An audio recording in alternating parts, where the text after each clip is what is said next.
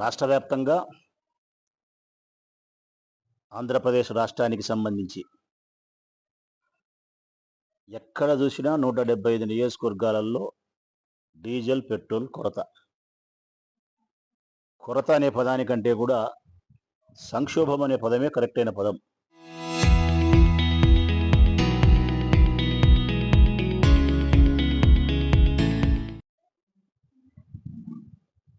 ఇది ప్రపంచవ్యాప్తంగా యుద్ధం జరుగుతుంది కాబట్టి అమెరికా లేకుంటే ఇరానో ఇరాకో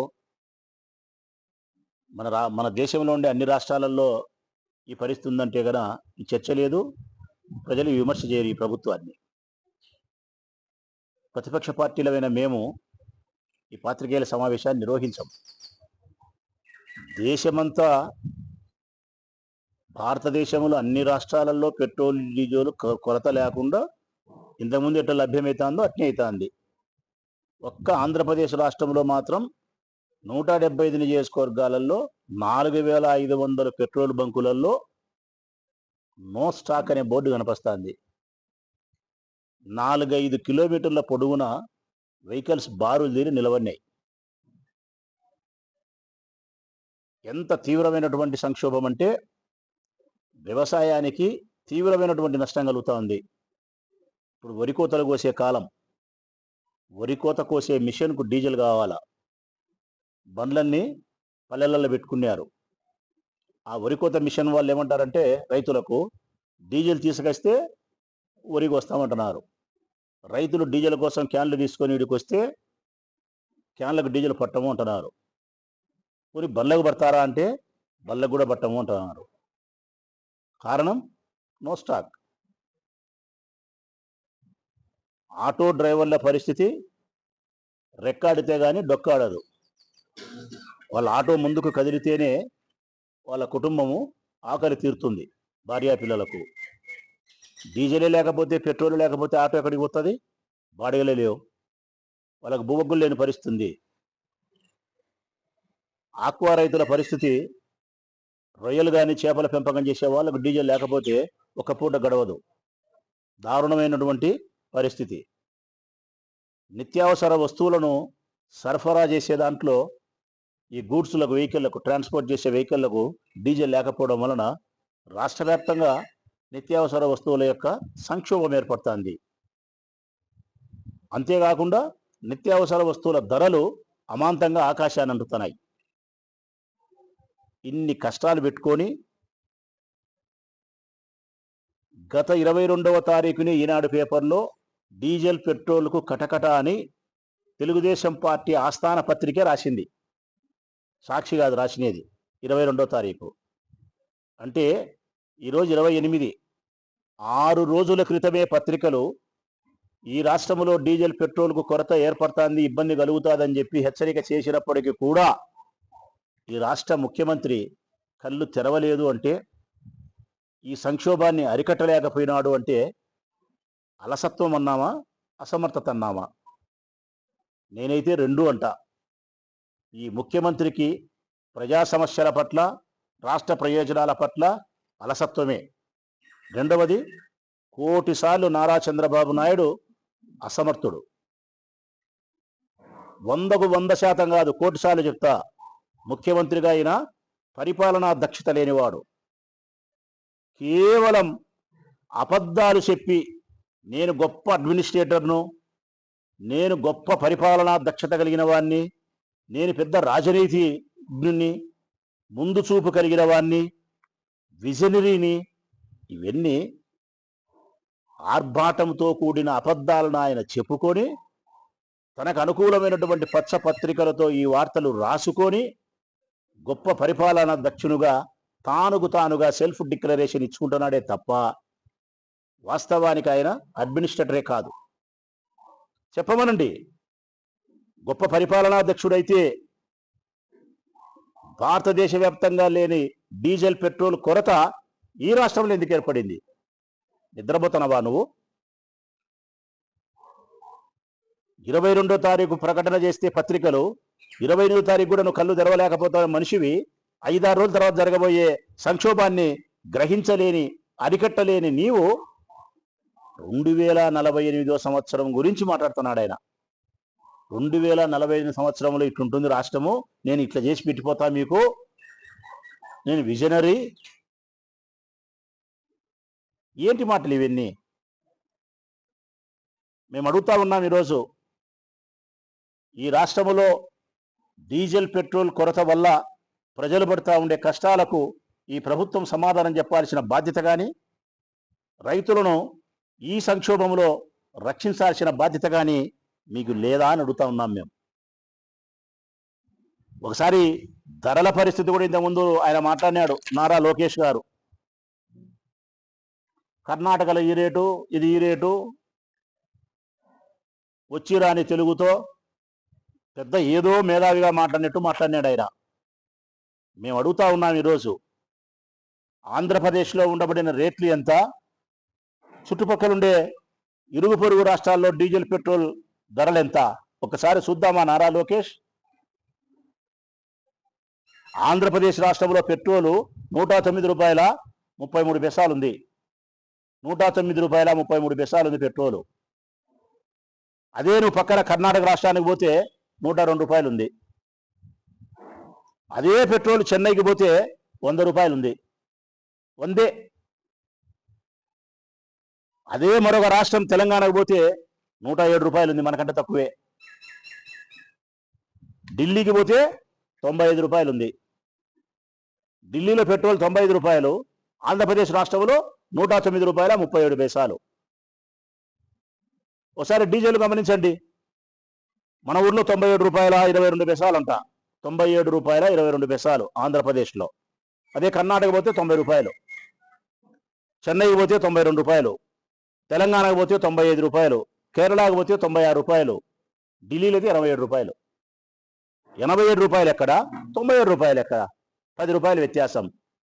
మరి అబద్ధం లోకేష్ పెద్ద పెద్ద మాటలు మాట్లాడినాడు.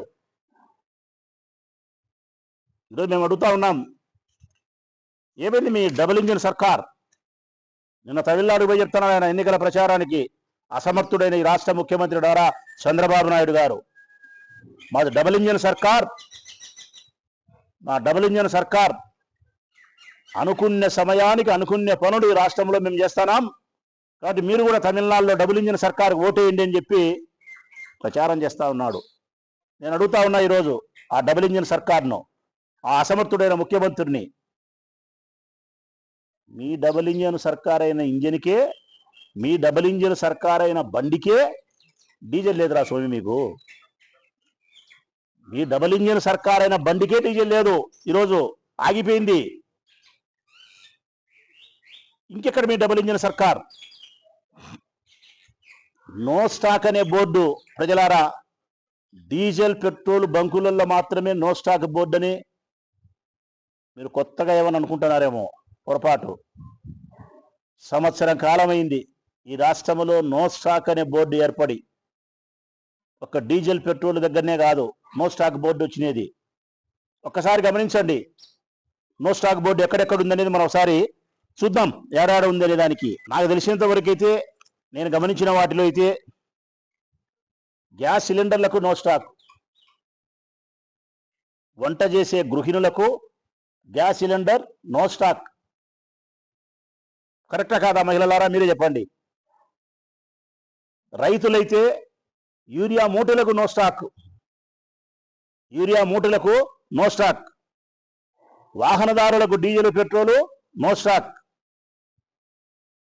ప్రభుత్వ హాస్పిటల్ లేకపోతే మందులు నో స్టాక్, మందులు నో స్టాక్. కాలేజీలకు పోతే విద్యార్థులకు ఫీజు రీఎంబర్స్మెంట్ చెల్లించలేదు కాబట్టి విద్య నో స్టాక్. ప్రైవేట్ హాస్పిటల్లోకి పోతే అనారోగ్యంతో ఆరోగ్యశ్రీ పథకాన్ని వర్తింపజేయలేదు కాబట్టి నో స్టాక్ వైద్యం, నో స్టాక్ వైద్యం. ఇక్కడ వైద్యం లేదు. ఉద్యోగుల విషయానికి వస్తే టీఆర్సీ లేదు, డిఓలు లేవు, నో స్టాక్. నిరుద్యోగులకు అయితే ఉద్యోగం లేదు, భృతి లేదు, నో స్టాక్. పేద మధ్యతరగతి మహిళలకు సంక్షేమ పథకాలకు పెద్ద బోర్డు పెట్టారు, నో స్టాక్ అని చెప్పి. ఈ రాష్ట్రంలో 2 సంవత్సరాలైంది ప్రభుత్వం వచ్చి, ఇన్నిటికీ నో స్టాక్ ఉంది. కానీ ఈయన ఏం చెప్తాడంటే నేను పెద్ద పోటుమోగోడిని, నా ఇంత పాలవాడు, నా ఇంత ముఖ్యమంత్రి ఎవరు లేరు ఈ దేశంలో, భారతదేశంలో, నేను ట్రంప్కు ఇంకోరికి సలహాలు ఇవ్వాల్సినోని, నా కథ నా వ్యవహారం ఎట్లాంటిదని చెప్తాడంటే ఆయన తుఫాన్ను ఆపినవాడు అరిచే అడ్డం పెట్టి ఎవరు? అసమర్థుడైన మన రాష్ట్ర ముఖ్యమంత్రి నారా చంద్రబాబు నాయుడు గారు తుఫాన్ను ఆపినాడంట అరిచేయి పెట్టి. మన చెప్తున్నాడు గాలిని స్తంభింపజేసి ఏ దిశకు మళ్లించాలనో ఆ దిశకు మళ్లించాడంట. మన చెప్పినాడు. మేము ప్రజలారి నేను చెప్పిన మాటలు కాదు, ఇది ఆగిత్యంగా ఆయన చెప్పిన మాటలు, అంతకంటే ఆగిత్యంగా పత్రికల్లో రాసినారు ఆంధ్రజ్యోతి, ఈనాడులో. గాలిని ఏ దిశకు మళ్లించాలో ఆ దిశకు రైతుల కోసం మళ్లిస్తాడంట. ఇంకా దారుణం ఏంటంటే దీని అమ్మ బతుకేసరా తలకేసి కొట్టుకోవాలనిపిస్తుంది. ఎండ 45 డిగ్రీలు ఉందంట, 10 డిగ్రీలు తగ్గించాడంట. మన చెప్పినాడు ఉద్యోగస్తులకు 45 డిగ్రీలు ఉంది ఎండ, 10 డిగ్రీలు తగ్గిస్తా అన్నాడు. కొట్టుకోవాలా మా ముఖానికి వేసి మేము ఈ ముఖ్యమంత్రితో. నువ్వు ఎండ తగ్గించావు, తుఫాన్ ఆపుతావు, గాలి మళ్లిస్తావు, డీజిల్ దొరకదు.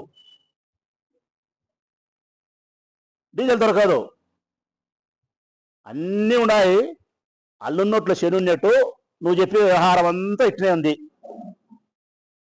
ఇంకా మా అదృష్టం బాగుంది నాయన, వైఎస్ఆర్ కాంగ్రెస్ పార్టీ వాళ్ళ అదృష్టం బాగుంది. పొరపాటున నారా చంద్రబాబు నాయుడు గారు 2019 సంవత్సరంలో ముఖ్యమంత్రిగా ఉండింటే 2019లో మా జగన్ కాకుండా ఆయన కానీ ఉండింటే కరోనా అప్పుడు వచ్చింది. నిజంగా ఈశ్వరుడు మా పక్షాన ఉన్నాడు. జగనే గన అప్పుడు ముఖ్యమంత్రి కాకుండా చంద్రబాబు నాయుడే గన ముఖ్యమంత్రి అయి ఉంటే కరోనా వచ్చిన సమయంలో ఏం చెప్పింది తెలిసిన ఆయన? లేడు కాబట్టి ఏమన్నాడంటే నేను వచ్చింటే కరోనా వచ్చిందా ప్రజలారా, ఆపింది కరోనాను అన్నాడు. లేడు కాబట్టి. అదే ముఖ్యమంత్రి ఉంటే ఏమని తెలిసిన? వైఎస్ఆర్ కాంగ్రెస్ పార్టీ నా కొడుకులు కరోనా తెచ్చుకొని దావలమ్మడి తిల్లాడతా కొంపకు పోయి తుమ్మి అందరికి జబ్బు అంటగడతారు. ఇది కుట్రా నిండు. ఇప్పుడు అంటాలే డీజిల్కు ఇది కరువా, కోతనా, కుట్రనా అంటున్నాడు. ఇది కొరతనా, కుట్రనా అంటున్నాడు ఏబిఎన్ ఆంధ్రజ్యోతి. అంటే ఈ డీజిల్ యొక్క కొరత కూడా మేము సృష్టించినామంట.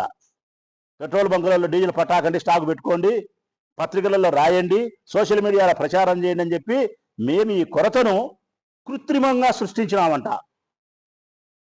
నేను అడుగుతా ఉన్నా ఈరోజు, ఒకవేళ నిజంగా కొరత ఏర్పడినా నువ్వు దాన్ని నివారించలేకపోయినా అసమర్థునివే. మాలాంటి వాళ్ళం కృత్రిమంగా కొరత ఉందనేది తప్పుడు ప్రచారాన్ని చేసిన ఆ ప్రచారాన్ని తిప్పి కొట్టలేక ప్రజలకు డీజిల్ అందించలేకపోయినా రెండింతలు నువ్వు అసమర్థునివే. గొప్ప జరిగితే నీ గోషలో వేసుకుంటావు, నీ ప్యాంటు జోయిలో. రాష్ట్రంలో ఏదన్నా అన్యాయం జరిగితే అధికారుల అలసత్వం, అసమర్థులు అనేది. గొప్ప పరిపాలనా దక్షుడు ఎప్పుడు కూడా అట్టుండడు. ఏదైనా ఈ రాష్ట్రానికి గొప్ప జరిగితే అధికారులను ముందు పెట్టి ఇది నా అధికారుల గొప్పతనం అని చెప్పి వారి అకౌంట్లో వేస్తాడు. నాయకుడు అనేవాడు ఏదైనా వైఫల్యం జరిగితే తను స్వీకరిస్తాడు. రివర్స్ ఈ రాష్ట్రంలో. మంచి అయితే నాది, చెడ్డ అయితే ఐఏఎస్ ఆఫీసర్లది. ఐఏఎస్ ఆఫీసర్లతో మీటింగ్ పెట్టి ఏం డీజిల్ కొరత ఉంది, మీరు 3 రోజులు ఏం చేస్తారు, నిద్రపోతారని అడుగుతున్నావు. మేము అడుగుతున్నాం. వాళ్ళు నిద్రపోతున్నారని నువ్వు అడిగినావు, ప్రజలు అడుగుతున్నారు ఇప్పుడు నిన్ను. మేము అడుగుతున్నాం నిన్ను, నువ్వే నిద్రపోతున్నావు? వాళ్ళు నిద్రపోతున్నారు తప్పుడోళ్ళే, నువ్వే నిద్రపోతున్నావయ్యా. నువ్వు ఈ రాష్ట్ర ప్రజల కోసం 22 గంటలు పనిచేసేవాని 3 గంటలే కదా నిద్రపోయేది. 22, 3, 25. మాకు 24, నీకు 25 ఉంటుందిలే. నువ్వు ఎందుకంటే కలి పురుషునివి. నీకు ఎట్లా కాల్చినట్టు మారుతుంటుంది. కాలం కూడా, సూర్యచంద్రులు కూడా మారుతుంటారు, గ్రహాలు కూడా మారుతుంటాయి. నువ్వు ఎట్లా చెప్తే ఎట్లా? ఈ రాష్ట్రంలో మంత్రులు కానీ, ప్రజలారా, ఎమ్మెల్యేలు కానీ, తెలుగుదేశం పార్టీ వారి గారి గమనించమని చెప్పుకోతా ఉన్నా నేను. ఏమన్నా జరుగు ఈ రాష్ట్రంలో, నీ ఇష్టం, ఏదన్నా జరుగు. కడపలో దస్తగిరి హత్య జరిగింది. అది సాధారణ హత్య, ఒక మామూలు మనిషి హత్య. దుర్మార్గం, బాధాకరం, పక్కన పెడదాం. తాడేపల్లి ప్యాలెస్లో లింకప్ కుట్ర జరిగిందంట. వర్షాలు వల్లే జగన్మోహన్ రెడ్డి కుట్ర చేసినాడు. ఒక ఆడపిల్లను ఎవరైనా మానభంగం చేసినారు. జగన్మోహన్ రెడ్డి తాడేపల్లి ప్యాలెస్లో ప్లాన్ చేసినారు. ఒక ప్రమాదం జరిగి, బస్సు ప్రమాదం జరిగింది. తాడేపల్లి ప్యాలెస్లో రిమోట్ ఆపరేట్ చేసినారు. అంటే ఈ రాష్ట్రంలో ఏ పాపర పనులు జరిగినా, ఏ విషాదకర సంఘటనలు జరిగినా, ఏ సంక్షోభ పరిస్థితులు ఉత్పన్నమైనా అన్నిటికీ తాడేపల్లి ప్యాలెస్కు సంక్షోభం చేసే కాడికి వచ్చినారు మీరు. అంటే మీరు స్పృహలో ఉండారా లేరా? ఇంకా మీ ప్రభుత్వం ఉంది అనుకుంటున్నారా, లేకపోతే మా ప్రభుత్వం ఏంది అనుకుంటున్నారా? మీరు ఏమనుకుంటున్నారంటే ఇంకా జగన్మోహన్ రెడ్డి ప్రభుత్వం ఉంది, మనం విమర్శించవచ్చు అనుకుంటున్నారు. మర్చిపోయినారు మీరు ముఖ్యమంత్రులు అనేది కూడా. లాస్ట్గా మీరు ఎట్లా తయారంటే మంత్రులు మనం మాట్లాడుతున్నారు. రామప్రసాద్ మాట్లాడుతున్నాడు, పార్థసారథి మాట్లాడుతున్నాడు, ఆయన నిమ్మల రామానాయుడు మాట్లాడుతున్నాడు, ఇంకొక ఆయన మాట్లాడుతున్నాడు, అందరూ మాట్లాడుతున్నారు. ఏదైనా జరుగు తాడేపల్లి ప్యాలెస్. లాస్ట్ వీళ్ళ పరిస్థితి ఆడికి వచ్చిందంటే మీ ఇళ్లల్లో మీ పిల్లలు మీకు బువ్వ పెట్టకపోయినా, పొరపాటున మీ పిల్లలు మీకు భూ పెట్టకపోయినా తాడేపల్లి ప్యాలెస్లో జగన్మోహన్ రెడ్డి కుట్ర చేసినాడు అని లింకప్ చేసే కాడికి వచ్చినారు మీరు. మానుకోండి ఈ అబద్ధాలు, ఈ ఆగిత్యపు మాటలు మానుకొని ఈ రాష్ట్రంలో జరుగుతున్న అనేక రకాల ప్రజా వ్యతిరేక విధానాలను రూపుమాపడానికి, డీజిల్ పెట్రోల్ యొక్క కొరత సంక్షోభం నుంచి రాష్ట్రాన్ని గడ్డకి తీసుకొచ్చేదానికోసం మీరు ప్రయత్నం చేయాలా. వైఎస్ఆర్ కాంగ్రెస్ పార్టీ ప్రొద్దుటూరు నియోజకవర్గం నుంచి నేను గట్టిగా డిమాండ్ చేస్తాను ఈ ప్రభుత్వాన్ని. గడిచిన ఈ వారం రోజులుగా 5 రోజులుగా పెట్రోల్ డీజిల్ కొరత వలన ఏ ఆటో డ్రైవర్లు అయితే ఇబ్బంది పడతా ఉన్నారో వారికి రోజుకు ఒక్కొక్కరికి 1000 రూపాయలు చెల్లించాలా మీరు. రాష్ట్ర వ్యాప్తంగా రోజుకు 1000 రూపాయలు చెల్లించాలా వాళ్ళకు. 5 రోజులు ఏంటి 5000 ఇవ్వాలా. ఎన్ని ఆటోలు ఉంటే అందరికీ ఇవ్వాలా. కారణం భోజనం లేదు వాళ్లకు. ధరలు పెరిగిన దానికి మీరే సమాధానం చెప్పాలా. రైతులకు మీరే సమాధానం చెప్పాలా. అత్యవసర పరిస్థితులు ఉండే అంబులెన్సులకు మీరే సమాధానం చెప్పాలా. గవర్నమెంట్ హాస్పిటల్ ఆపరేషన్ థియేటర్లు డీజిల్ లేకపోతే ఆగిపోయే దానికి మీరే సమాధానం చెప్పాలా. అసమర్థుడు ఈ ముఖ్యమంత్రి. ఈ రాష్ట్రాన్ని పరిపాలించడానికి చంద్రబాబు నాయుడు గారికి ఏమాత్రం అర్హత లేదు. సంక్షేమ పథకాలు అటకెక్కించినారు. ఆరోగ్యశ్రీ పోయింది సంకనాకి. ఫీజు రియంబర్స్మెంట్ సర్వనాశనం చేసి పెట్టినారు. రైతుల పరిస్థితి సెలవు దినాలు ఇచ్చినట్టు ఇచ్చినారు. నిరుద్యోగులు భృతి లేదు, ఉద్యోగం లేదు. ఉద్యోగులు రోడ్డుకి ధర్నాలు చేస్తున్నారు. గడిచిన 2 సంవత్సరాల కాలంగా మీ ప్రభుత్వం వచ్చి ఏ సంస్థ వారు, ఏ వ్యవస్థ వారు రోడ్డెక్కలే. ప్రతి ఒక్కరు రోడ్డు ఎక్కుతున్నారు, ప్రతి ఒక్కరు ధర్నాలు చేస్తున్నారు. ఏ వర్గాన్ని, ఏ వ్యవస్థను కూడా సంతృప్తికరంగా పరిపాలించలేనటువంటి అధమమైన పరిస్థితుల్లో ఈ రాష్ట్ర ప్రభుత్వం ఉంది. కాబట్టి నారా చంద్రబాబు నాయుడు పరిపాలన చేయడానికి అసమర్థుడు.